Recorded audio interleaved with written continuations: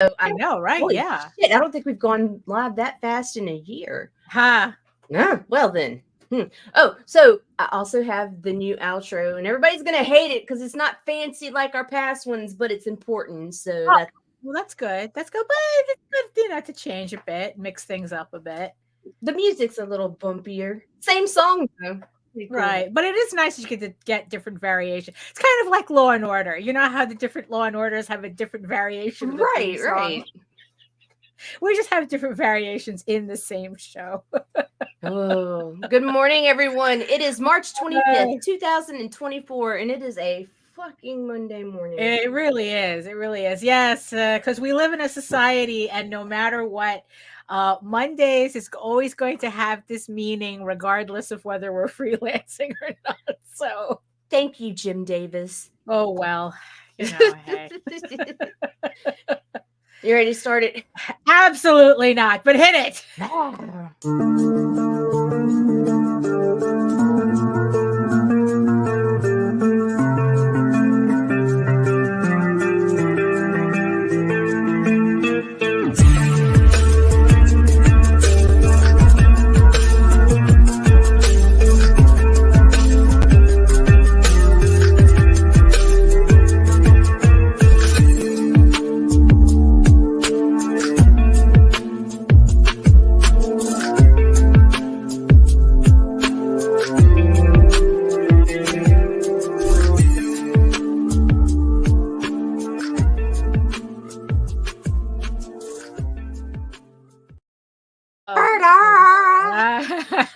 Good morning, Daphne. Good morning. Good morning. Oh my goodness. So good morning, Nita. Good morning. Facebook users, there's several of you Declare guys. Yourselves. Declare yourselves. Give StreamYard permission through Facebook, or come on over to YouTube and say hello at indiecomicsnetwork.com.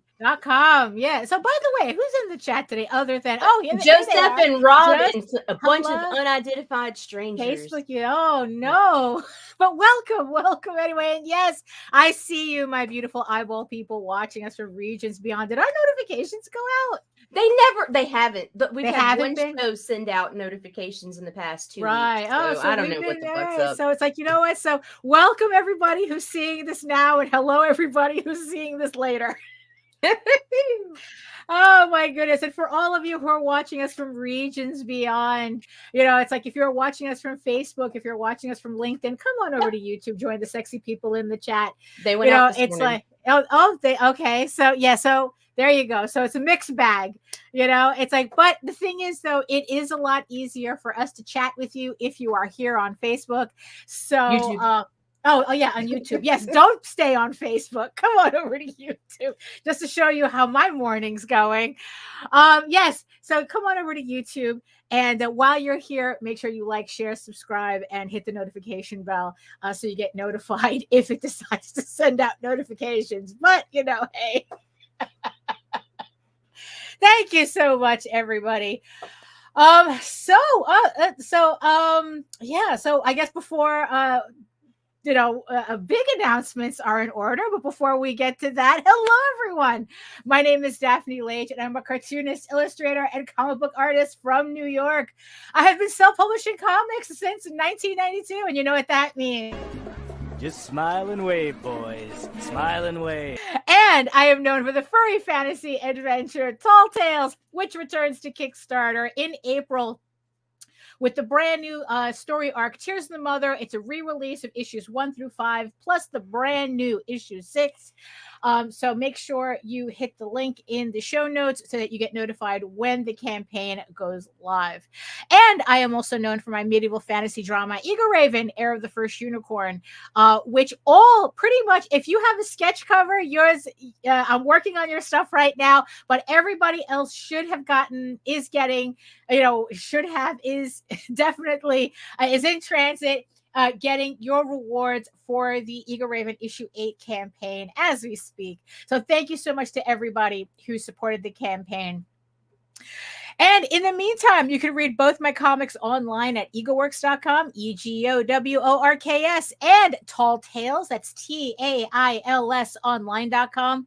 And you can check out all my videos on how I make my comics here on YouTube at my channel at Daphne Lage, Lage Art, which also simulcasts through the Indie Comics Network. And to tell you more about it, here's the queen of YouTube. Queen. Oh my God. Anyway.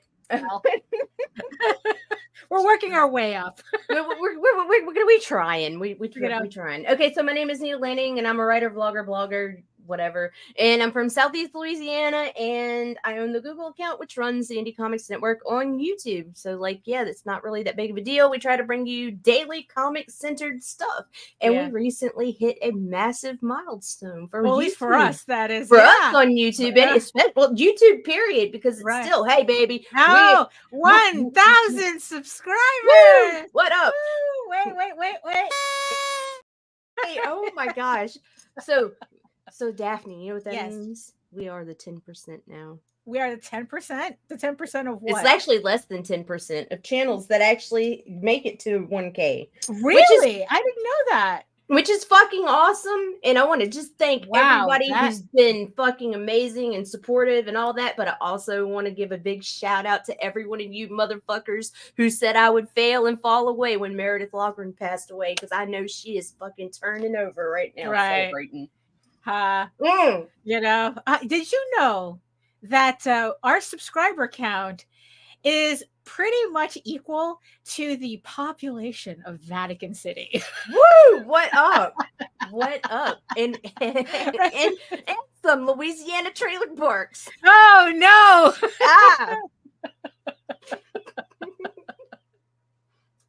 Oh my goodness. But yeah, that is a very, very important milestone. Oh, hello, Carlos. Hello, hey, Nicholas. Oh, you're coming. Oh. Nick's running live too. Good morning, Grant. Hello. Congratulations on the Kickstarter, man. Oh, there you go. But you know, but really though, wow, only 1% or 10%? No, 10%. And it's actually less than 10%. It was like it fluctuates between 8.5 and 9.1 or some shit like that. Wow. I mean, it's like that's kind of I mean, wow, to think that what, like that seems to be like a huge gap with like there's so many channels out there that never make it to 1,000. Is that what it is? Well, really, yeah. But I mean, you gotta think about it. A lot of people aren't trying to do this as part of a business, but that's because true. Just to watch an age-restricted video, you have to have a YouTube channel, right? So it could be that there's a bazillion channels that are just like somebody's just lurking and streaming or whatever. They're not trying to do shit. So right, so that kind of throws off the numbers. We're better than people that don't want to do shit on YouTube. Well, yeah, there you go. We are better than the people who do nothing. We are better than the people who do nothing. Hashtag life goals. Oh my God. In the end, be better. Oh my God. It's like be better than the people who do nothing. Oh my goodness. I don't know if that's like, is that a demotivation? It's not really a motivator, is it? I mean, just take it or leave it. Right, I guess. I guess take it the way you need it. Yeah, exactly. So just be better than the people who do nothing. Oh my goodness. But yeah. So and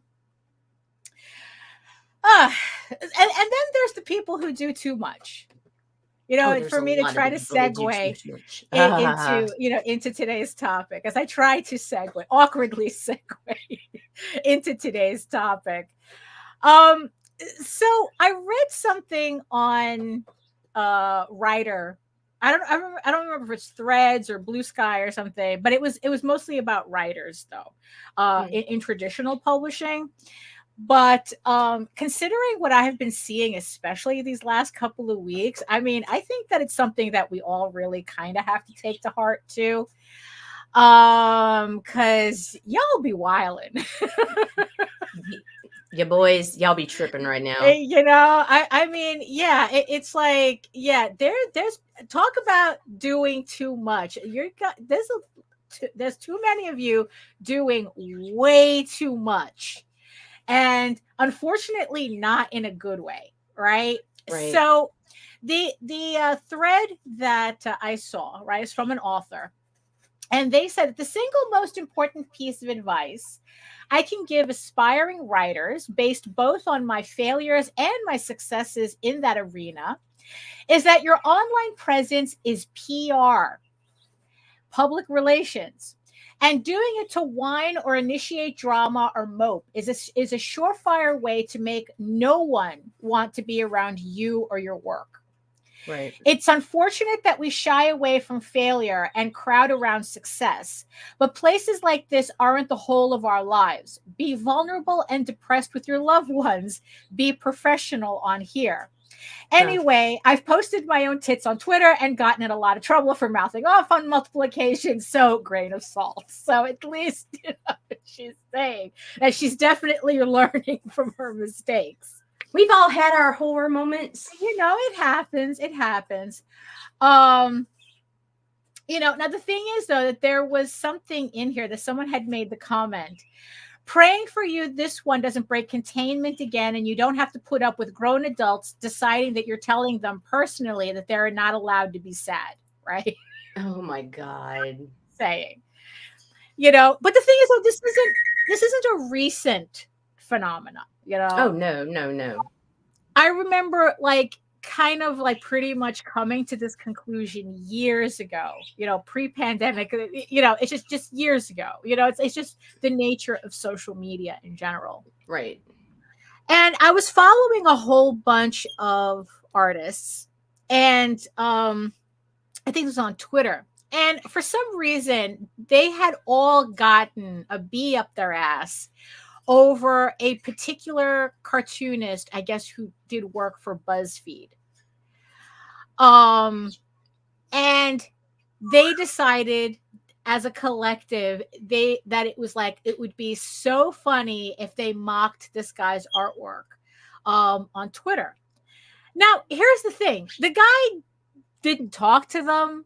They didn't have any interaction with them. And mind you, these were so they were just instigating and starting shit. Yeah. So these you do. Professional artists, wow. Like a bunch of them worked, that they worked at Marvel. They did variant covers. It's like one had a traditional publishing deal, and they all just decided to just shit on this guy. Just for the fact that I guess he had just recently signed a book deal and they wanted to shit on his artwork. Now, mind you, I was a fan of this guy's artwork too. I still am. And coincidentally, he has another book coming out. I mean, he's just been, minding his own business and putting out, books. But the one thing that I really got out of that interaction was that I was never going to support any of these people. Oh yeah, no. It's just like after that whole thing, I just unsubscribed to all of them because they were just being so unnecessarily mean for whatever yucks they thought that they were going to get out of it, whatever clout they were going to. I was like, oh, look at us shitting on a more popular artist, like it meant something, right? And in the end, it's like, and then what was funny was that I think like a couple of weeks later, I was watching a YouTube video from a convention. Someone was streaming from a convention, or were they? And then they just posted up a video. I don't think streaming was really that big of a thing back then, that long ago. But it was a video from this convention. And lo and behold, this whole hen coop, of artists were at this convention. And all I could think of whenever they would pop up on the screen, even in the background, is like, oh, you're the guys who were dicks on Twitter. Huh, right. I didn't think about their artwork. I didn't think about their books. I didn't think about their careers. The first thing that popped into my head was their personality. You were the guys who were assholes online. You know? But character first doesn't matter. It's only your work. Bullshit, Right, motherfuckers. exactly. Bullshit. Hate to tell you. Right? Hate to tell you. Not in the age of social media. Right. You know? And yeah, and that phrase comes up. You know, it's like, yeah, so Ronan said people shit on Rob Liefeld's art for years, hasn't bothered his success. Right. I'm still going. But I mean, but here's the thing, right? Nobody likes to be shit on, regardless. No. You know, I mean, it's like, you know, I mean, it's like, you know, yeah, Rob Liefeld's trying to mind his own business, and he still has people to this day. Oh, you can't draw. You can't draw. And sure, he could be there going, oh, sorry, bro. I can't hear you over the millions of dollars I make a year on my artwork. You know? I mean, but still, though, who wants to hear that shit, right? You know, because it's like, look, there was one lesson I almost learned very much the hard way when it comes to the comic books community. I forgot his name. I know Jake knows who I'm talking about. If Jake's in the audience, I don't know. He usually shows up on my draw stream. But so he's a guy who did his doctorate in comics, where he actually turned comic book reading into a mathematical equation. What? So that he could find out how people read comics. He literally graphed how the average person reads comics by turning how they view. Yes. Well, actually, this wasn't quick maths at all. So for several years since San Diego, we'd always, for some reason, end up sitting next to him. So we learned a lot about this research that he was doing. Actually, we were part of his research. Hey, George, we were part of that research because we filled out his paperwork for him. You know, like, because he was going through the convention asking people to you know, he was collecting data essentially. So we ended up sitting next to him again at Wizard World. Right. And right across from us was Top Cow. Right. And they had, I think that I don't remember like how long ago it was, but that the booth was all filled with Michael Turner artwork. For those of you who know me, to say it mildly, I am not a fan of Michael Turner. I am absolutely not a fan of Michael Turner. Rips. You know, I think he's an Airstaz Jim Lee. But we're not going to shit on him, huh, Daphne? No, we're not. No, we're not. But, you know, that's kind of my opinion on him, you know? Right. So for some reason, this guy starts talking about Michael Turner at a convention. See, we're sitting next to each other. He starts talking about Michael Turner. And me, being an asshole, was about to say shit about Michael Turner, until in his casual conversation, right as I'm about to say something, he goes, oh yeah, me and Michael Turner are best friends. Oh, you almost fucked up, Lage. And I remembered at that moment swallowing my hands, doing that, and I had nothing to say for the rest of the conversation. You know? So that, you know, so you know how, what is it that dopamine, what is it? It's what's the flight or fight hormone? Cortisol. It's like, so it melted that memory into my brain. Right. You know? And it's like, and I learned from then on, never really talk shit. Actually, don't talk shit about artists, other people in comics in public. It's one thing to say you don't like them. You know, it's like, it's like, okay, if you're not a fan of Rob Liefeld's work, that's fine, but move on. You know, right. It's like, you know, there's a lot of things that I am not a fan of. So it's like, okay, move on. You know, it's like, fine. Right. You have an opinion, move on, right? Right. But here's also the thing, though, right? That the lesson that I really learned is that you don't know this community, as much as there's a lot of people we don't know, there's a lot of people, even with the few people that we do know, we do not know who knows who. Right. But not just that, it's just fucking tasteless. But the question is why people are shitting on other artists unless it's a legit reason. Most of the time, unless they're using stolen art or some shit like that, there's not a legit reason. Right. So you should just move the fuck on. Right. Yeah. So but these guys can't do that. So that's kind of, that's kind of the thing. It's like, in the end, it's like I was just only being a catty bitch because I just didn't like his artwork. Same thing with Jay Scott. I don't like his artwork either.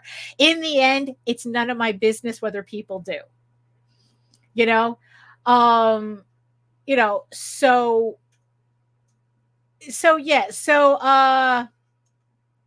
Well, it's like, Russell says Turner passed in 2008. His art, especially Witchblade, got me back at the comics. We should be able to like what we like without negativity.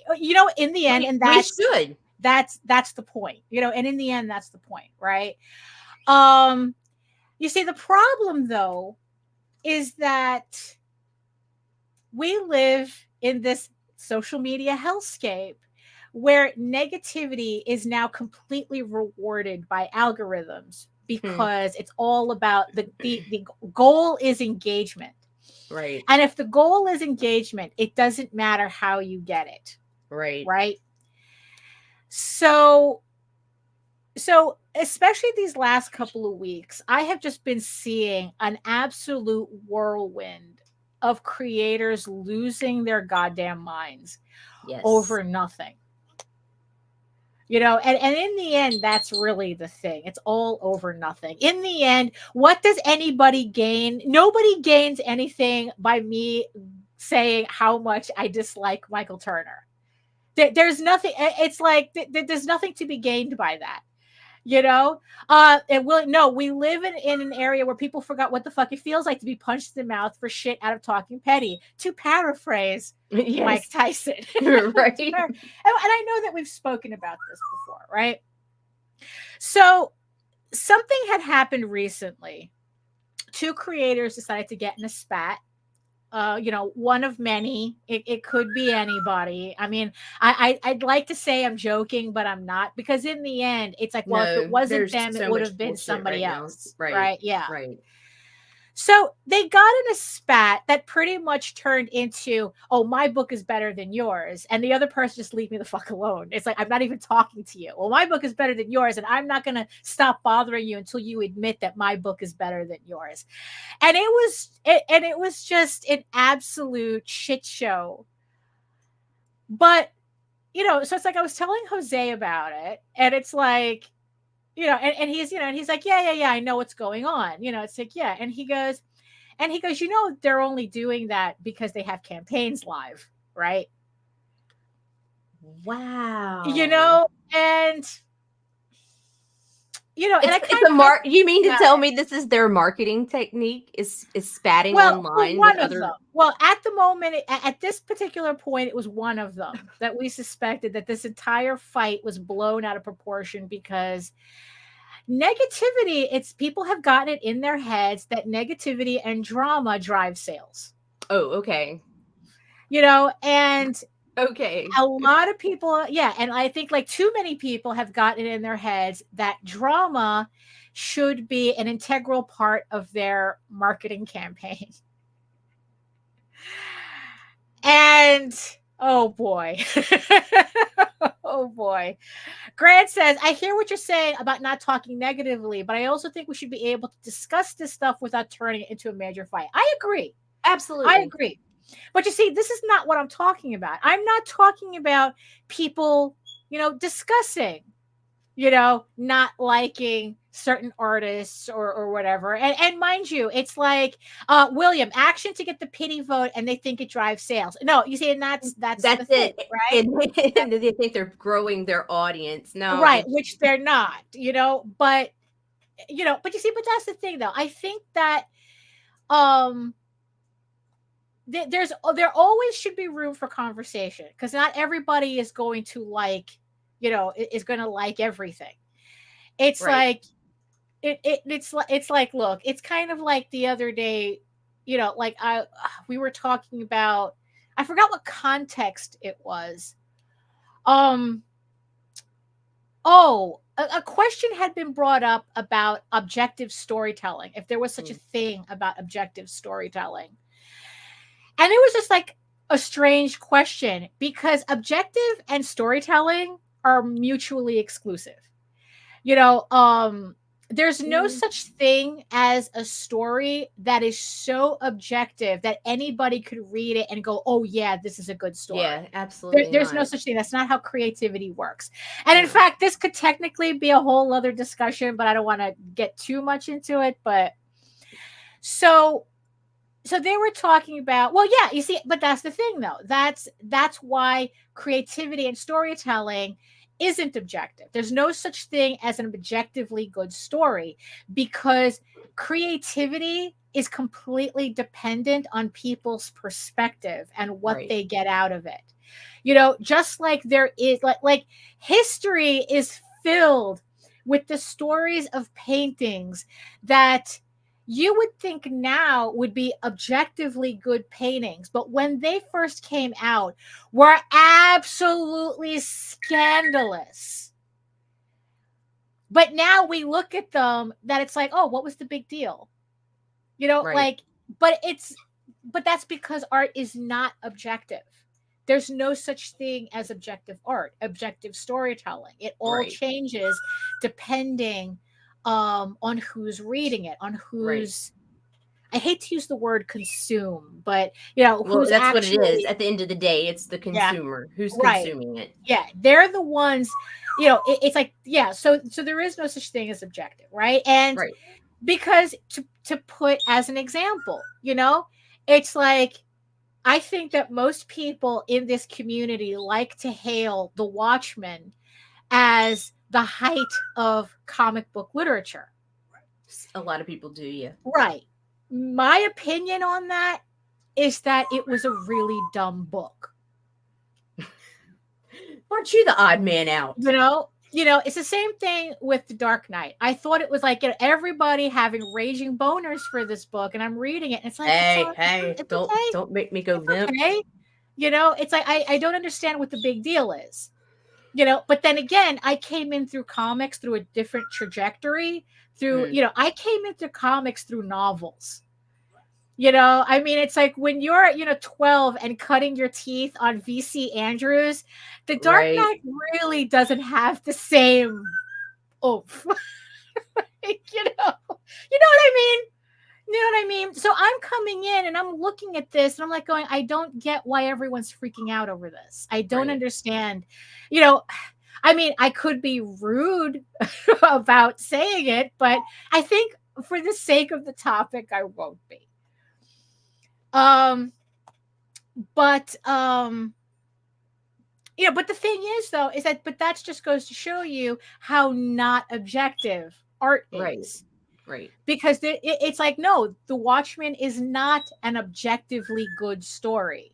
Because there's a lot of stuff that the majority likes that someone isn't going to like. You want me to tell you something? I'll say something right now, and you'll probably dump me after the vlog. Oh, okay. I hate Dune. I hate everything about it. I've hated every book. Right. But part of that could be, there was never an option for me to objectively like it. Right. Because I had an ex who tried to shove it down my fucking throat. You see, that doesn't help. Like either. It was a way of life. Right. And I'm like, right. Right. Well, you see, the funny thing is that if it wasn't for the fact that I had already had an opinion on The Watchmen, I tried. Because it's like because you ask, because it's like, especially back then, it's like, oh, someone who's never read comics, what would you recommend? Oh, they have to read The Watchmen. Yeah. No. And it's like, no, that's not how that works. No. No, because it is not an objectively good story. Especially for someone who doesn't give a shit about that. Yeah, to be able to recommend a read or a watch or something, you have to know a little bit about somebody. Exactly. There is no such thing. Right. Because it's like to recommend Dune to somebody who's not, but good is different from liking. Well, that's absolutely. It's really funny. That really is, because I've read good books that you do not like. I mean, I've read really, really good books that are impossible to enjoy. I see art all the time that I don't like, but it's good. Right. You do not enjoy reading Lolita. You do not enjoy reading Blood Meridian. Oh, yeah. You do not enjoy reading old Country for Old, No Country for Old Men. You do not enjoy those books, but boy, did I enjoy the fuck out of those books. Right. I mean, and also these are books that I would be hesitant to recommend to people. Right. Oh, yeah. So yeah, just because something is good doesn't mean that it's likable. Right. So it's like, yeah, it's kind of like, it's kind of like how 2001 is, it's like, oh, it's this big notable movie, but I have yet to hear anybody say they enjoyed it. I mean, really, it's like, oh yeah, Stanley Kubrick, blah blah blah. It's like, okay, all right, sure, whatever. But what was my point? Oh yeah. So this whole thing about art being objective, right? So going back to shitting on other artists, right? So right. Yeah, there should be room to talk about why you don't like enjoy something that maybe a majority. And here's the thing too. Just because there's a consensus doesn't mean that it's good. Just because there isn't a consensus doesn't mean that it's bad. You know what I mean? Like, just because the masses like a movie doesn't really mean that it's good. And come on, we all know those uber popular things that actually when you finally sit down to see it, you're going, what the fuck? Right. So like I said, art is very subjective, so there's always going to be people who like things and don't like things. Right. Now, when you make, okay, how am I gonna say this? Because in the I'm kind of going off topic. Because the thing is that, like I said, a lot of people are making drama and negative publicity their marketing strategy. And it really does poison the environment. As if it wasn't toxic enough already. Right. Yeah, exactly. And I'm always the one, saying curate your experiences. Now here's okay, so let's probably bring it back to that comment, right? That people should be liking your work, not you. Right? That it's like people should be buying your work regardless of what they think about you. That whole like separate the art from the artist, right? You'd think. You see, here's the thing though. That's also something out of your control. Right. That's also something, you see, separating the art from the artist is not something the creator controls. Right. That's actually, again, in the hands of the consumer. If they don't give a shit about you being an asshole your personality, they're going to buy your shit. Right. That means that they like your shit more than they like you, probably, or they don't care. Right. Yeah, or they just don't give a fuck. But the things that we do, there's so many people doing what we do that there's no reason to support assholes if you don't want to. Nope. So especially, if people think that drama is a marketing strategy, your personality is also a marketing strategy. It's like, sure, it's really easy to be an asshole on the internet because that's what the algorithms that's what the algorithm really promotes is negativity. It's the whole thing that that good news gets ignored while everyone's commenting on the bad news. If it bleeds, it leads. So this isn't a new concept of negativity.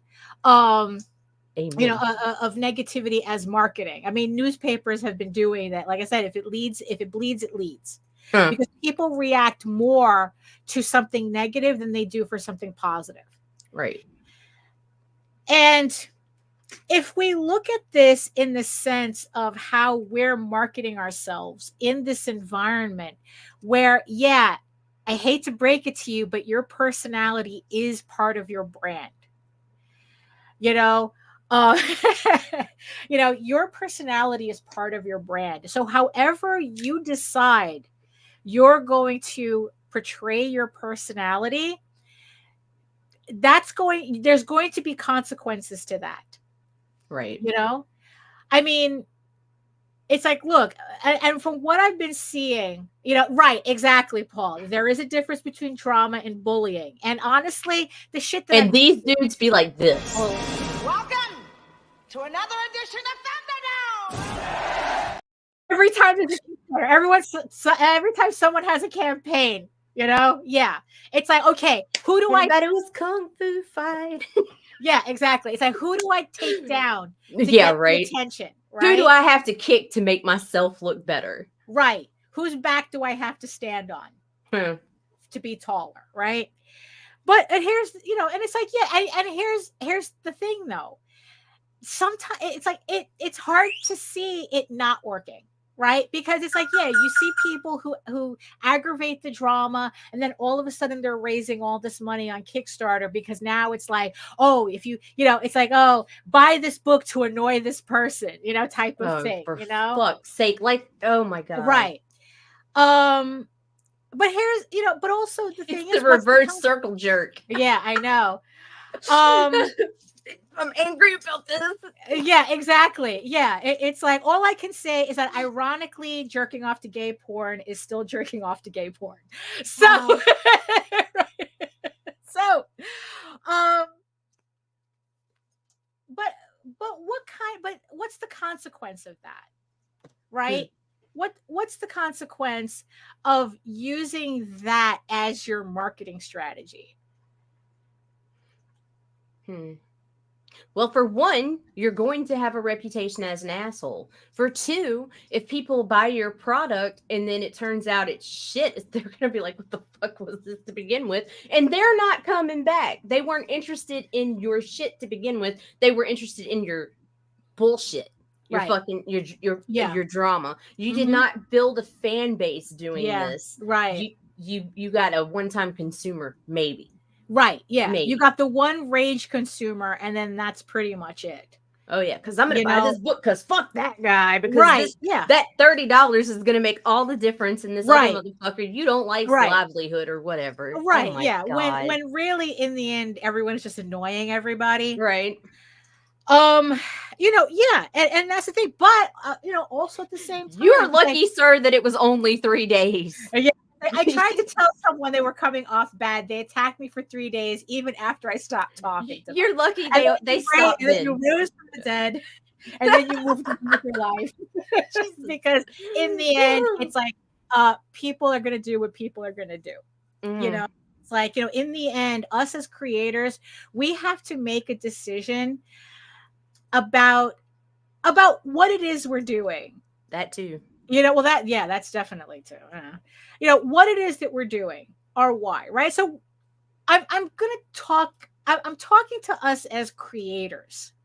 Okay. And I think that sometimes we forget what it's like when our audience are looking at us. Oh yeah. Especially it's like when I get it in my head that it's like it's like, what if someone was seeing you for the first time?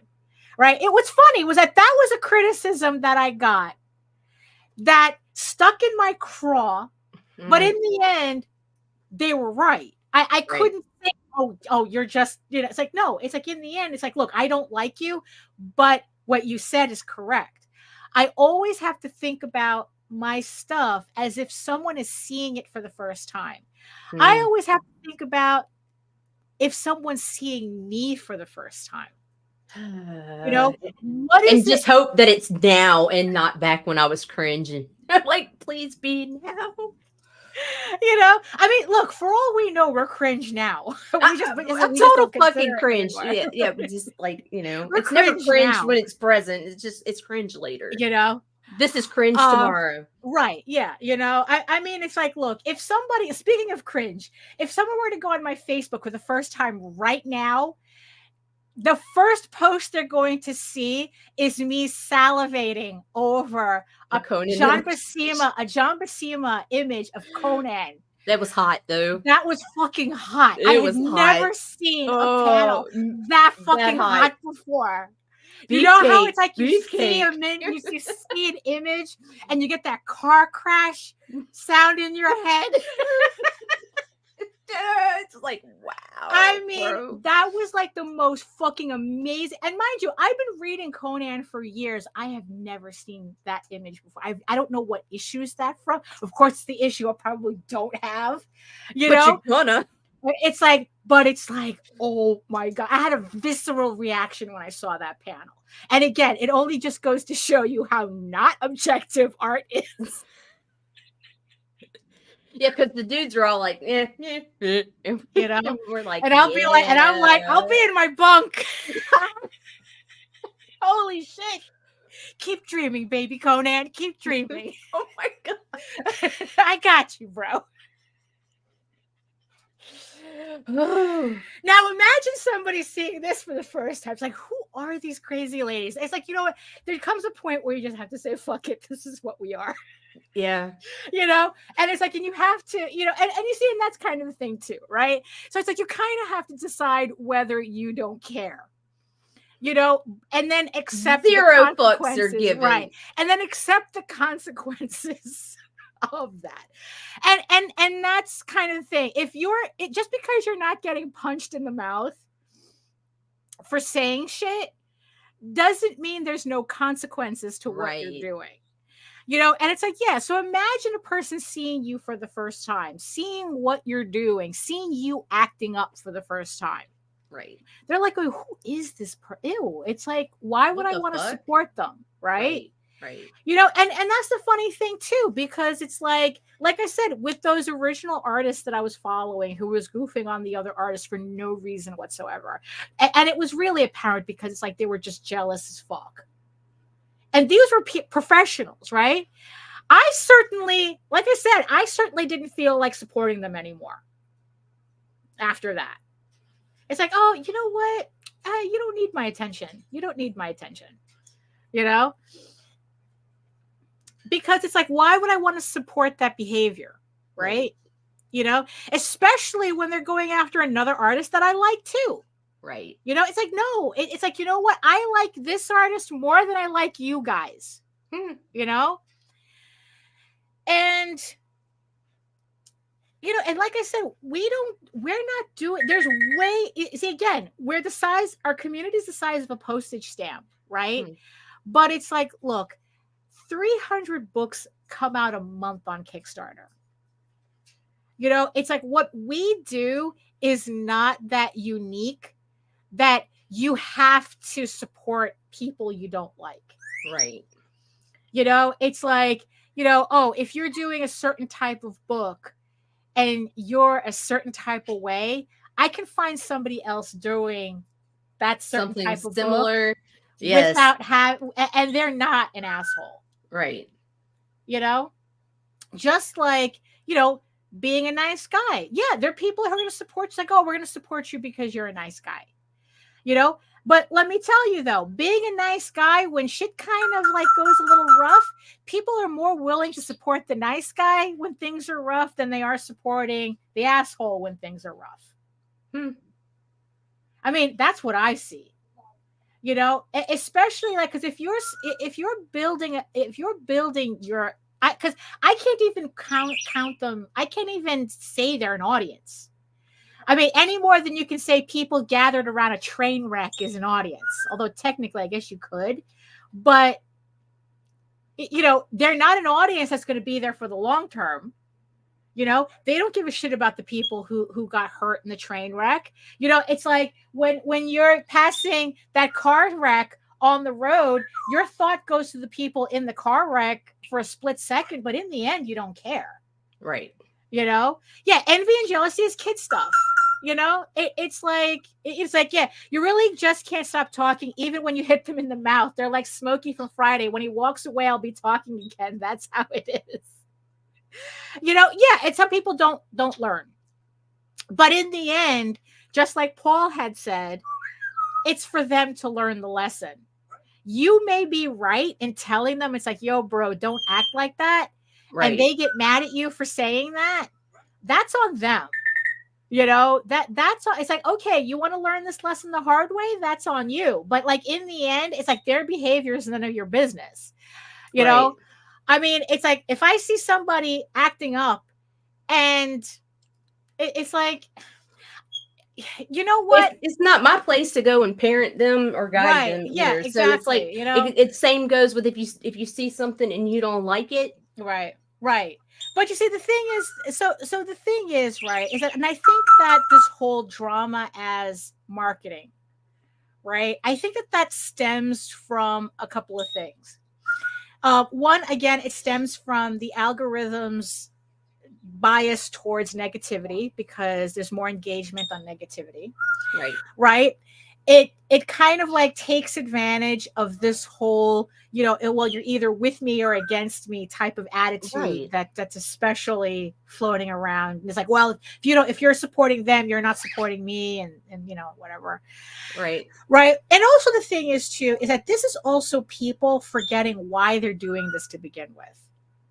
You know, where it's like that they obviously, like, if you're going to depend on negativity, again, we're saying that it's like to build your audience, you're not really building an audience that's loyal to you. Right. You know, because they're only there for the train wreck. You know, and it's like, and once they decide that they're tired of the train wreck, it's kind of like a trend. You know what it is? Like when something goes out of style. So negative, whatever negative nonsense, right? It's like, oh, this is the fashion. What happens when something goes out of fashion, right? People drop it like that. Move on. Yeah, they drop it like that. You know, and it's like, is that what you want? You want people to, like, once the drama's over, to drop you like that? Because they're only there for the drama. They're not there for your book. Right. And here's also the funny thing about it, right? Is that usually the people who really partake in this stuff, they don't really talk about their books that much. Like, right. And I'm kind of wondering how much of this need for drama stems from the insecurity they have of their book in and of itself. That they feel like they can't sell their book, so they have to come up with this nonsense to fake sell their book. Because it's not a fake sale. The sale's still legit, but they have but to the come thing up is, though, with they're this not building scandal. they're not building an audience that'll stay with them from the long run. It has a very limited return. You know, and then that's not even counting all the people you're chasing away who might have supported you and go, you know what? I can find a book like yours someplace else. I don't need to support you. You know, and it's like, because it's like, yeah, on one hand, they want to say you should be buying my book, not basing it on my personality. But at the same time, their personality is the only sales thing they're putting forward. Right. You know, it's like they're depending people to buy their book based on their personality. It's like, well, I'm an asshole fighting with this other asshole. You're going to choose my book over them, right? You know, it's like you're using your personality to sell. So why would they care about your book? It's kind of like a strange thing, you know, like, you know, it's like, oh, buy my book because you like it, not because you like my personality or don't. But then they turn around and go, oh, I'm, you know, angry at somebody again. And you're supposed to support me in my book if you support my cause or whatever the fuck. And it's like, no, it's like, why can't you sell your book based on your book? But so, like I said, I think that really comes from insecurity. They think they can't sell their book as is. You know, that's like, oh, why? It's like, oh, people, if I just sold my book, people wouldn't care. So I have to create. This is completely in general. Oh, it's all this over is the general. place right this now. is like, yeah, this could all be over. No. This is, you see, it's like I'm literally not speaking about anybody specific because I've seen this pattern over and over and over and over again. Like I said, I've been seeing this shit on Twitter since 2015. You know, I mean, it's like, you know, I mean, I don't even remember the artists that were. I mean, what's funny is that I remember the artists they were goofing on. I don't remember the artists that were goofing on him. You know, um, you know, so yeah, and it's like, and I've just seen variations and variations and variations of this, and it's like, and it just makes me want to shake my head, because it's like, because it's like, look, look,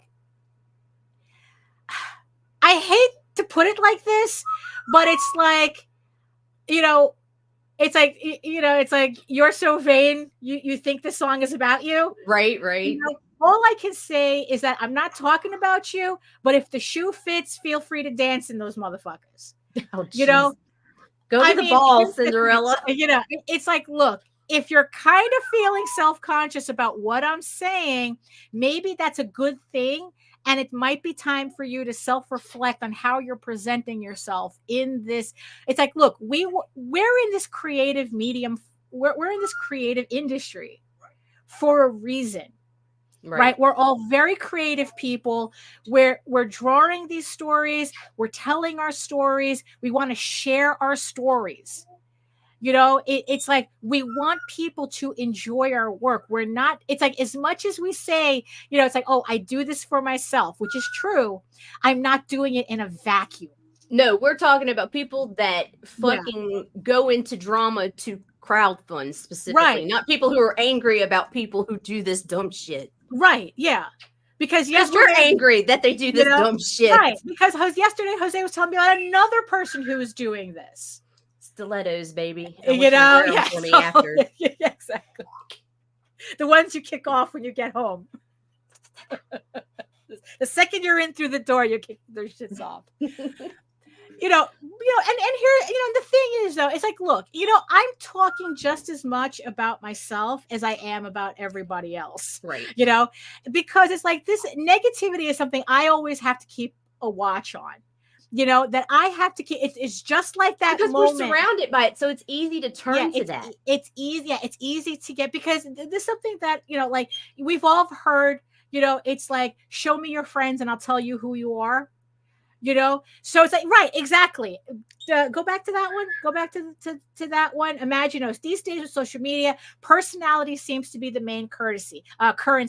Personality is your brand. Attention is your currency. Attention is your currency. Stop paying the attention horse price, people. Right. Yeah. So, you know, so the Stoics also spoke about something similar to that, not attention whores, but, you know, it's like, what you put your focus on is where your values are. You know, it's like, if you're focusing on drama, that means that your values are not founded in your creative output. That means your values are not in your comics. Let's make it specific to us. Right. You know, so it's like, yeah. So whatever you focus on, that's where your values are. You know, yeah, and it's like, and you have to question, is that your value? Is like, do you value starting bullshit drama on Twitter for sales, right, rather than actually talking about your book in a way that makes people excited for it? Right. Are you excited for it? Right. Are you? Yeah, because if you'd rather start drama to sell your book, that tells me that you don't have anything else going for your book. Right. What's the value between your covers? Right. That there's no value there, right, because you're putting this drama value over your creative value. Right. And you know, and it's like, and that tells me a lot more than what's coming out of your mouth, you know, type of, you know, it's like, you know, so yeah, so it's so I have to fight all the time to not get wrapped up in the negativity, because again, it's like, you know, who you surround yourself with affects who you are. You know, you know, if you you know, hang with a stutterer long enough and you start to stutter. Right? Right. You know, the whole lie down with dogs, you get fleas. Right? I mean, it's like you do get affected by what you surround yourself with, by what vibes you bring into your space. You know, and if you constantly have angry people, angry creators who would rather create drama, like they create drama, not comics. Right. You know, and if you surround yourself with those people, that's going to stick on you. You know, that you're going to be affected by that. So it's really, really important for you to really be careful who you're associating with, and how you're projecting yourself to your audience at large. How do you want your audience to remember you? Do you want them to remember you as, oh yeah, you wrote that book that I really, really liked, right? You want them to, or do you want to, it's like, oh yeah, I remember when you got into this online beef with some guy about something that I really didn't care about, and you're a dick. Ouch. Which one would you rather have people remember you by? Well, I guess to the people who are starting this shit and it's been in when it's a pattern for them, I guess it doesn't really fucking matter, because to them $1 is $1. Well, right. Well, that's also the other thing too. That it's like, so if in the end all they give a shit about is how much money they raise, then you know what? Then why are you even in comics? You know, I know. It's like that whole any attention is good attention. No, it's not. No, it's not. Because honestly, dollars to dimes, you are losing a lot more than you're gaining. You know,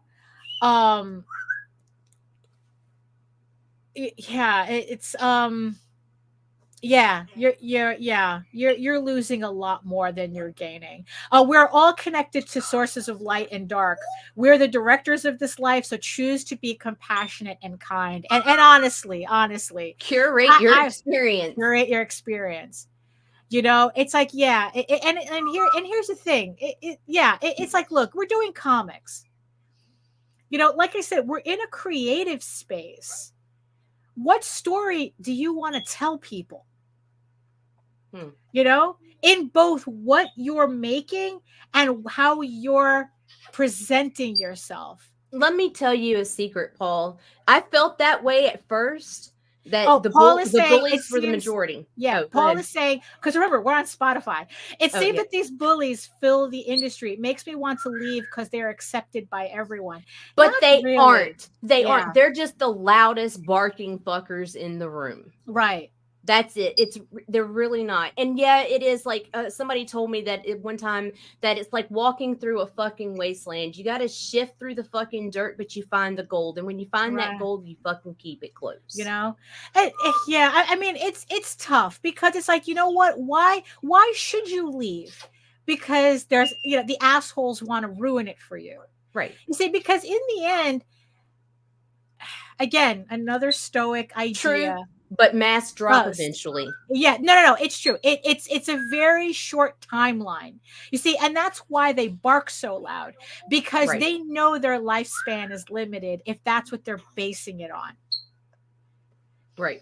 You know, so yeah, and it's like, yeah, and I do resent the idea of having to acquiesce my hobby, what I enjoy, because they're people who can't control themselves, that they just act like fucking animals, and you know, and it's like you should be too busy making your comic to have time for weeks on end feuds. Oh my god. You know, weeks. We've seen some of this shit go down for years. Right. Years now. You should be busy. You know, you should be too busy. You know, and then that's also the thing too. And it's like, and you know what? And Paul, it's like, if this is as you get older, do you know your boundaries better? We all need to feel grounded and inspired. You know, it's funny you say that, because yeah, that's how I'm feeling. That it's like, I really do think that the older I get, the less I give a shit about people and their nonsense. I mean, gossip aside. But in the end, I don't allow it to affect me personally. Because it's like, who the fuck are you? You're not stopping me from what I have to do. So why am I concerned about what you're saying, what you're doing?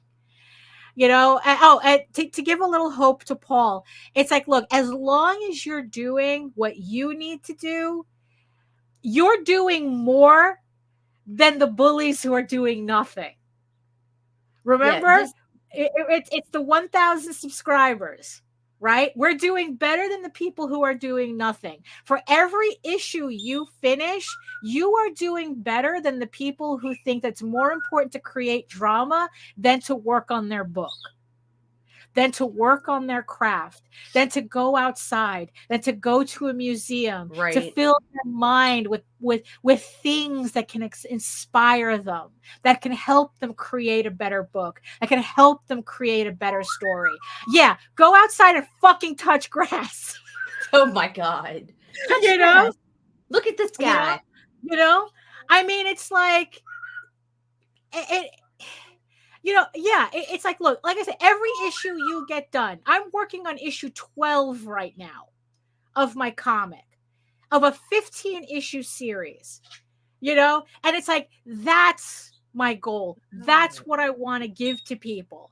That it's like, I am working on a series that I am committed to wholeheartedly, that you can put your money down, and I can at least give you a 15-issue story arc of a story that I hope you enjoy. I would rather, push that narrative than, oh, did you see what so-and-so did over there? It's like, I don't care. Yeah, in the end, I don't care. Yeah, well, it's like, well, not necessarily. Well, John Waters would debate you on that. That there's a difference between trash and culture. Got a delivery. Oh, okay. So, because again, art is subjective. It depends on who's looking at it. Your trash is somebody else's treasure. Nita doesn't like Dune. I absolutely adore Dune. And then in the people who like Dune, they hate the David Lynch version. I adore the David Lynch version. Actually, even with the new movies, I adore it even more. I love the differences. I love the artistic, the artistic, just art. I just love the designs that they chose, the decisions that they made on that movie.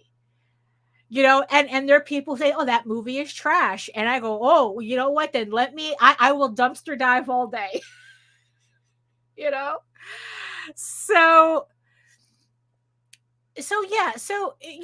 like, but yeah, like, I'm not saying that we can't talk about this stuff. I mean, because honestly, I think that I'd like to think that we were able to talk about this without feeling like we're just gossiping. I don't know. But again, that could be that's not an objective opinion. I can't give that opinion. Everybody who's watching, you're going to have to make a decision as to whether I'm sitting here gossiping or I'm sitting here giving you information that will help you make better decisions about how you present yourself and your comic book work to the internet at large. Only you can decide that as to whether we're doing one or the other. I'd like to think that we're offering information, but I'm pretty sure there's plenty of people out there going, you two dumb bitches just gossip all day. I know who you're talking about. It's like, no. You know what? It's like, that's on you. Because I think that we should be able to have these conversations for the benefit of ourselves, for us to really think about our behavior in what is essentially a public space. I mean, it's like, look, the internet has this weird thing, and I really do think this is the reason why people are acting up, is that, you know how you're waiting on the corner for the bus, and then you have the one guy who gets into a screaming match with his girlfriend over the cell phone? I mean, and you know how everybody just gets like that secondhand embarrassment for the guy? You know, that he's screaming, like you could literally hear them, like you could hear her screaming on the phone, you hear him screaming on the phone, and everybody at the bus stop is like, we're trying not to see this. This is none of our business. And the problem is that the internet kind of takes away that secondhand embarrassment barrier, where it's like, not only do we forget to go, bro, why are you doing this in public, right? We all of a sudden jump in. You wouldn't dare jump in on that conversation at the bus stop. You wouldn't dare start screaming, honey, dump him, he's all red flags. You wouldn't dare do that at a bus stop in person, right? But for some reason, we do this shit online. And I think that that sometimes we need to stop and think about our behavior, because in the end, like I said, you may not be getting punched in the face, but the consequences are there. You just don't see them. You know, whether it's all of a sudden your mailing list isn't as robust, or you never see a $30,000 campaign again in the wrong direction.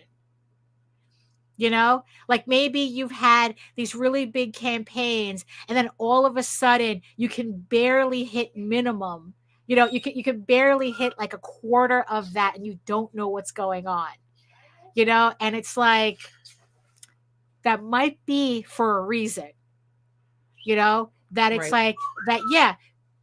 Not only are people supporting you because of your personality, they're also not supporting you because of your personality. You know, there is nothing that you're doing that I can find somebody else to do it. You know, it's, you know, again, to bring it back to me, like, I haven't supported Frank Cho in years. I used to love his work. But then I started reading a lot of articles and a lot of firsthand anecdotes about how he is a complete terror at conventions and at books, store signings. Really? You know, that he's a dick. You know? And you know, live and in person. Yeah, and it's like, you know what? I don't really need to meet him in person to find this, if this is, you know, real or, you know, true or not. You know, it's like none of that. Well, he was nice to me. Right. You know what? It's kind of like when you find out someone treats the waiters like shit. You know? And that was kind of like what he was doing. Like, he would go to book signings and he would only be nice to the store owner, but he would act like a terror to the people who work there. You know, and it's like, bro, really? And I never supported his work since. Because in the end, there are plenty of other people doing TNA artwork that I can support who aren't acting like a diva as he does. You know? So if I can find other people to replace Frank Cho, people can find other books to replace us if we act a way that they don't like. Right. You know? And it's like, yeah, and you know, you know what? And the last thing I'm going to do is pull a, why can't we all just get along? You know, I'm not going to pull that. Why can't we all just get together and sing Kumbaya and sell comics and just have a great time? Because that shit only happens in the movies. And even then, it doesn't happen in the movies. Yeah, sometimes you're right. You know, I mean, it's like, because look, in the end, it's like, I am not going to waste my breath on people who don't care. You know, so in the end, I am not saying any of this to the people who are acting up and like, well, who are you to tell me? I ain't telling you to do shit. Honestly, I'm not telling you to do shit. Keep doing what you're doing. Right. You know, I am just serving this information as a warning to the people who may be kind of getting wrapped up. It's like, oh, being negative really gets a lot of attention. And I'm just reminding them that maybe that's not the attention you want.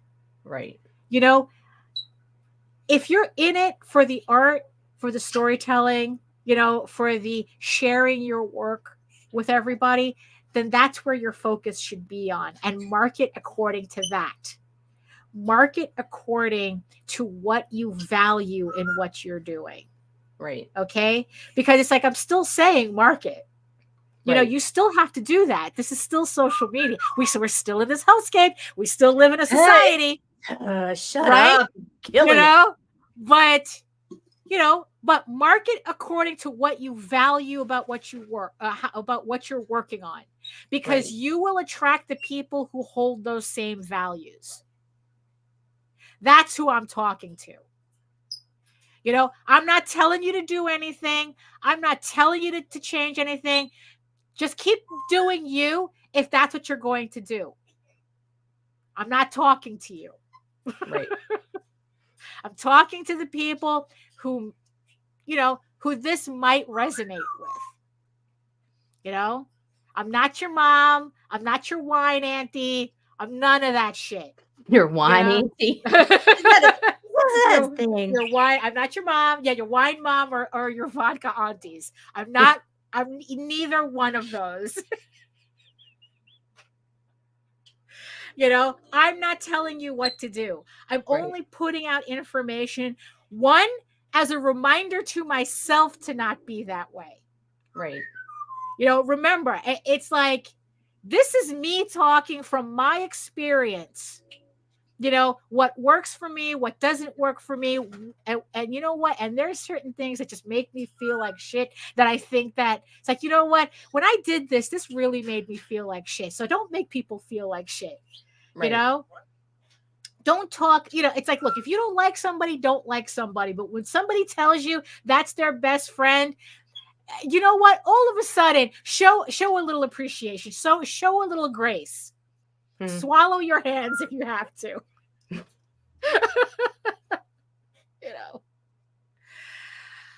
Oh my goodness. So I don't know if that made any sense. I don't know.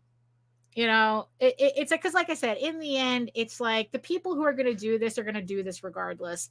But all I'm asking everybody is to know your values, know your why, know why you're doing this. Why are you even in comics to begin with? If it's all about the money, why are you even here?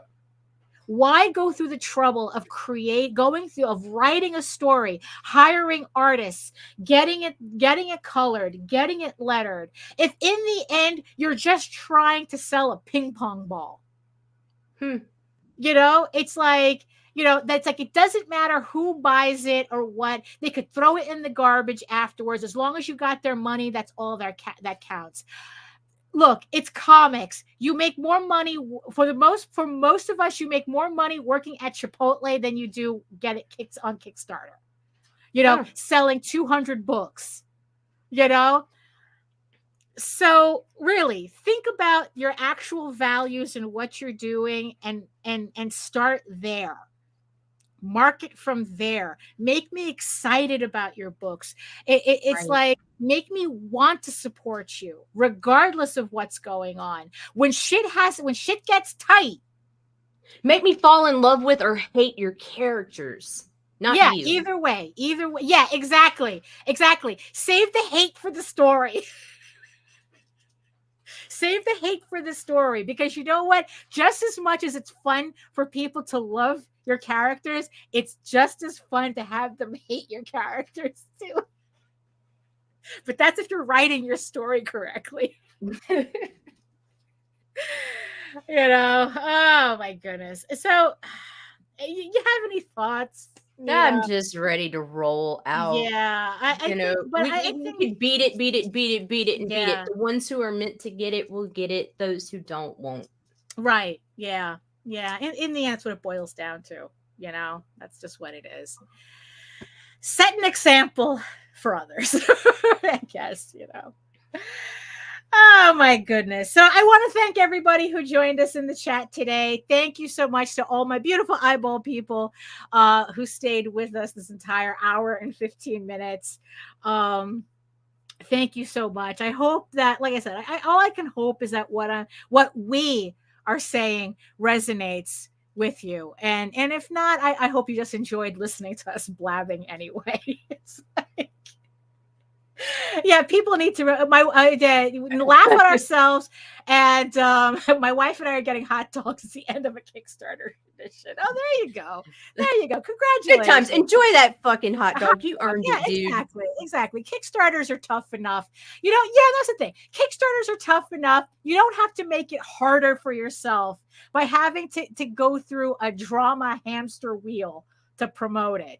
It's enough of a hamster wheel to Hell, Grant didn't have to fucking create drama. Idiots were bringing it to him the whole campaign and his team. Yeah, I know. Like, they tried. They tried being bullied. They tried. What that shit? But he funded anyway. He sold his comic anyway. He did his comic anyway. And he's gonna have his victory hot dog. So fuck you, buddy.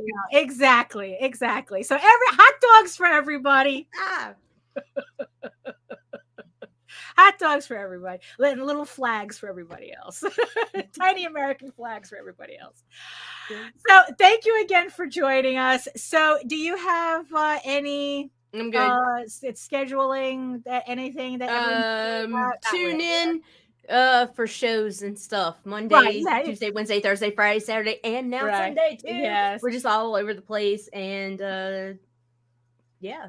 That's it, here. Right? Yeah. And thank you guys so much for helping us break 1,000 subscribers. Thank you so much for filling up Vatican City. Especially to the haters, especially to the bullies. Fuck you guys. We're still standing. Haters gonna hate, potatoes gonna potate. That's my potato. And if you want to learn more about me and my artwork and all that other fun stuff, you can head on over to my main portfolio site at egoworks.com, EGOWORKS, where you can find links to all of my galleries and social media sites, but I mostly post to Facebook if you're interested in seeing sketches and current work in progress updates. And catch me on YouTube for 500 plus videos on how I do my artwork and my semi-weekly art live streams Wednesdays at 4 p.m. Eastern. Join me this Wednesday, God willing. Because it's like, I promised everybody that we would just draw hands for 2 hours, kind of get our skill up a bit, do kind of like an impromptu drawing class. So let's do that. Join me on Wednesday from 4 p.m. to 4 to 6 p.m. Eastern, where we'll be drawing hands. We'll be practicing. You want to, if you feel like catching hands, you're going to catch all the hands on Wednesdays. And also you can read Ego Raven, Air of the First Unicorn for free, uploading every day, Monday through Friday. But if you prefer oh my goodness, your fantasy to be more of a furry Lord of the Rings adventure, you can follow the link over to Tall Tales, TAILS online.com. And not only can you read the first 20 issues of Tall Tales for free, you can catch up on the latest story arc, Tears in the Mother, which is also currently uploading Monday through Friday. So thank you so much, everybody, for joining us. And in the words of the ancients, eat your food, moisturize, mind your business, and do the work. Because when you actually do the work, you never have to fake any of your accomplishments, and you're too busy to get wrapped up in drama anyway. So thank you so much, everybody, for joining us, and we'll see you next time. Fuck you, fuck you, fuck you. You're cool. And fuck you, I'm out.